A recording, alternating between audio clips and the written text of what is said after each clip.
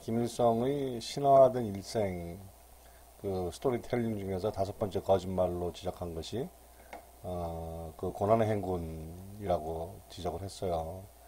그래서 이 김일성 북한 사람들이 듣는 김일성에 대한 신화된 스토리, 북한 내에서 통용이 되는 거기 보면은 38년 9년 압록강 계곡을 따라서 고난의 행군을 했다 이런 식으로 했다고 나오는데요. 이런 식으로 국민을 가리키는 거예요.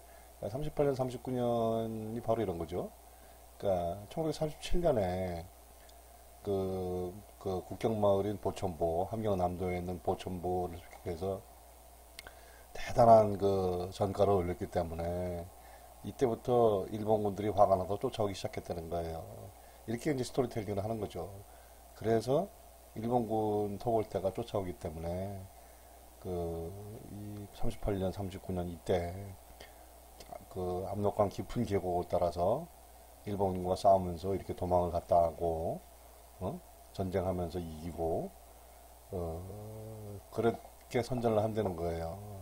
이런 그림들을 제시해 가면서 그래서 이게 뭐 이제 이 책에 나오는 거예요. 42쪽에 1930년대에 장군님이 동지들을 이끌고 마오쩌둥의 대장정만큼이나 영웅적인 항상 마오쩌둥이 나오는 거예요. 마오쩌둥이 대장정을 했죠. 대장정. 그것만큼 영웅적인 고난의 행군을 했다. 이렇게 선전하는 거예요. 그래서 뭐 마오쩌둥이 외세의 도움 없이 일본군을 패배시킨 것과 똑같이 김일성 장군도 외세의 도움 없이 일본군을 물리쳤다라고 스토리를 만들어냈다는 거예요. 그래서 이게 그 모택동의 대장정의 내용이죠. 그러니까 장개석 국민당군이 쫓아오는 것을 피해서 이렇게 중국 대륙을 완전히 한 바퀴 돌 정도로 엄청난 그 대장정을 했다는 거거든요. 물론 이 대장정에도 뭐 비판적인 목소리도 있어요. 계속 도망만 다녔지 뭐 전쟁을 한 것도 아니고 뭐 이런 얘기도 있지만 또 이 대장정 과정에서 모택동이 못된 짓도 많이 했다. 자기 동료를 숙청시키기도 하고 뭐 그런 비판도 있지만 하여튼 이 대장정은 대단한 거고 그리고 그 예전에 굉장히 많은 사람이 본 책이 있죠. 그 미국 기자 이가수노온가 하는 사람이 여기 같이 걸어가잖아요. 같이 걸어가면서 모택동하고 인터뷰하고 한 내용이 영어 책으로 출간이 돼서 나오거든요. 어쨌든 이거는 목격자가 있는 거예요. 미국 기자가 동행해서 같이 간 거예요, 이거를. 실체가 있잖아요.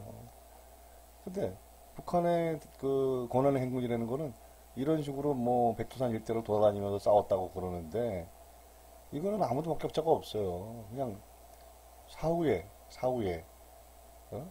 사후에 한국전쟁이 끝난 다음에 이렇게 선전을 하는 거지.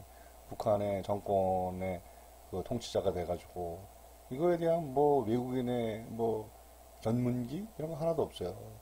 그러니까 뭐 근본적으로 거짓말이죠. 그러니까 북한 사람들은 외부 뭐 외신 같은 거 접할 수가 없으니까 이런 거 있다면 그런 줄 아는 거고 그렇죠?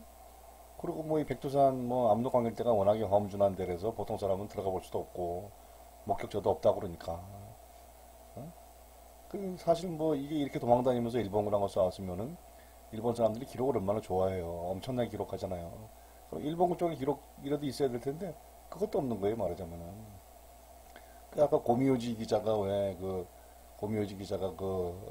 이걸 쓰잖아요. 보천보 전투에 대한 일본 측의 기록을 토대로 이런 거를 기사를 쓰잖아요.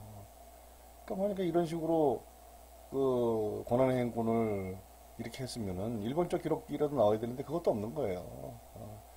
그러니까 이게 이제 김일성의 1차 고난의 행군이고 김정일 때 이제 식량이 떨어져서 다 굶어 죽게 생겼으니까 제2의 고난의 행군을 하자. 그러니까 뭐 그런 줄 알고 또 쫓아서 하는 거예요. 죽어나가고 사람들이 죽어나가도 뭐 이때도 그랬으니까 당연한 거라는 식으로 생각을 하게 되고 이런 게 바로 뭐 엉터리 선전선동 거짓말을 마구 해야 되는 거예요. 그 누구도 팩트 체킹을 안 하니까. 그래서 이제 하여튼 거짓말 넘버 5 고난의 행군 이거는 중국 마오쩌둥의 대장정을 흉내낸 건데 진짜 그야말로 완전히 생 거짓말이 되는 거죠. 극히 일부의 진실이 있을 수는 있겠죠. 김일성이 일본군한테 밀려가지고 하바롭스크로 도망갈 때 그때 뭐 일부 고생을 할 수 있었겠지만 이런 식의 무슨 뭐 엄청난 행군 이런 건 없었는데 그냥 말을 만들어내는 거죠. 창작의 세계예요, 창작의 세계. 자, 그러면 이제 거짓말 6이 나옵니다. 거짓말 6은 뭐냐면요. 이렇게 이제 고난의 행군에 하던 김일성 군이 드디어 은인자중하던 김일성 군이 1945년 8월 9일에 최후의 합동 공격을 지휘한다는 거예요. 김일성 장군이. 그리고 이렇게 합동 공격을 했더니 일본군은 6일 동안 버티다가 결국 8월 15일에 항복을 했다. 김일성한테. 이렇게 거짓말을 한다는 거예요. 이건 뭐 누가 봐도 거짓말이죠. 언제 독립군이 일본군한테 최후의 합동 공격을 했어요. 이런 걸 한 적이 없죠. 김구도 그러잖아요. 왜? 직접 싸우지 않은 채 조국이 해방된 게 너무너무 원통하다. 그런 얘기하고 또 일본군이 뭐 언제 북한군 인민군 항일 독립군하고 6일 동안 싸우다가 졌어요. 미국 원자 폭탄에 나가 떨어진 거지. 이제 김일성은 실제 이런 기록은 있어요. 실제로 어렸을 때 일본 경찰들 붙잡혀서 몇 개월 동안 감옥 생활을 했고 석방된 후에는 만주 지역의 게릴라 부대에 참가해요. 그 항일 게릴라 부대에 참가하는 거죠. 그래서 유격 때는 결국은 중국 인민해방군 밑으로 들어가요. 그래서 동북 항일 연합군이 돼가지고 중국 공산당의 지배를 받죠. 그 만주에서 활동하던 독립군들이. 그래서 김일성은 일본 관동군이 이 동북 항일 연합군, 그러니까 중국 인민해방군이죠. 중국 인민해방군을 탄압하니까 일본 관동군이 공격을 하니까 결국 김일성은 소련으로 달아나게 되죠. 그렇죠?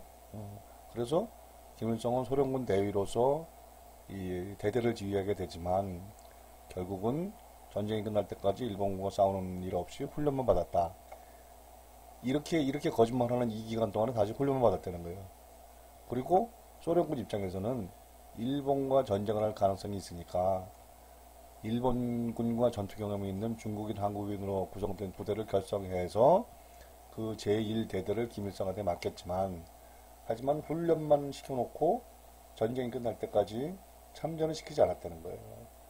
그러니까 훈련 받았는데 이렇게 거짓말하는 거죠.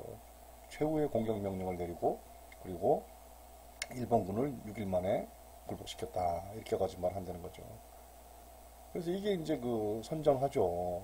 이런 식으로 뭐 이렇게 포탄이 이렇게 막 총알이 날아다니는데도 김일성은 뭐 전혀 개의치 않고 이렇게 의연하게 이 사람들 총 맞을까봐 이렇게 이러고 있지만 김일성은 전혀 이렇게 그렇지 않고 떳떳하게 이렇게 전선을 지휘했다는 거예요. 훈련만 받았고 전투를 한 적은 없는데 근데 북한의 공식 기록, 공식 전기에 의하면 김일성 장군은 1932년부터 45년까지 일본군하고 10만 번의 전투를 벌여서 전승을 거두었다고 거짓말 한다는 거예요. 근데 이거를 10만 번의 전투를 계산을 하면 1932년부터 45년까지 하루에 20번 정도 싸워야 됐다는 거예요. 전투. 말이 안 된다는 거죠. 이럴 수가 없다는 거예요. 무슨 부대가 무슨 전투를 하루에 20번씩이나 해요. 이거는 한국전쟁에서 미군하고 중국군하고 전투했을 때도 그것도 며칠에 한 번씩 붙는 거지 하루에 20번씩이나 전투한다는 건 말이 안 되는 거거든요. 이런 식으로 거짓말을 막 한다는 거예요. 그냥 10만 번의 전투 뭐 이런 식으로. 그래서 이제 결국은 일본이 원자폭탄을 맞고 이 미군 항공모함에 올라가서 이렇게 굴욕적으로 항공군주에 서명을 하죠. 일본군은 미군한테 그걸 굴복한 거잖아요. 근데 북한은 자기네들한테 굴복을 했다고, 자기네들 항복을 했다고 이렇게 선전을 한다는 거예요. 완전한 진짜 그야말로 센 거짓말이죠. 그래서 이제 드디어 이제 이 중요한 그 한국전쟁 얘기가 나옵니다. 한국전쟁은 워낙에 중요해서요. 좀 자세하게 얘기할 필요가 있을 것 같아요.